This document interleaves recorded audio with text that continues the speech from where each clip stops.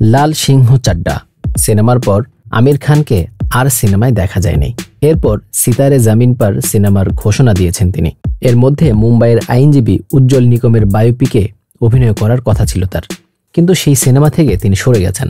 ফলে এই সিনেমায় অভিনয় করতে যাচ্ছেন রাজকুমার রাও। বলিউড হাঙ্গামার খবরে বলা হয়েছে, ভারতের সরকারি আইনজীবী উজ্জ্বল নিকমের বায়োপিকে অভিনয় থেকে সরে আসছেন আমির খান। এরপর এই সিনেমার মূল ভূমিকায় অভিনয়ের জন্য আলোচনার কেন্দ্রে রয়েছেন রাজকুমার রাও। রাজকুমারকে নিকমের চরিত্রে অভিনয় করতে আগ্রহী নির্মাতা দীনেশ ভিজানো। সিনেমাটি নিয়ে নির্মাতার সঙ্গে কথা হয়েছে নায়কের। এর আগে পিঙ্ক লিভা জানিয়েছে, করোনা মহামারীর আগে উজ্জ্বল নিকমের বায়োপিক নিয়ে আমির খানের সঙ্গে নির্মাতার দফায় দফায় আলোচনা হয়েছিল। তখন থেকে তিনি এটিকে সবার সামনে তুলে ধরতে আগ্রহী ছিলেন। বেশ কয়েকটি খসড়া স্ক্রিপ্ট তৈরি হওয়ার পরেও আমির খান দীনেশ ভিজানের সঙ্গে আর কাজ করতে চাচ্ছেন না। প্রথমে এই ছবিতে অভিনয় করার কথা থাকলেও এখন আমির কেবল প্রযোজক হিসেবেই কাজ করবেন। রাজকুমার রাও বর্তমানে তার আসন্ন রোমান্টিক কমেডি ভুল চোখ মাফ সিনেমা নিয়ে ব্যস্ত সময় পার করছেন। এতে তার বিপরীতে অভিনয় করেছেন ওয়ামিকা গাব্বি। এটি আগামী 9 মে প্রেক্ষাগৃহে মুক্তি পাবে।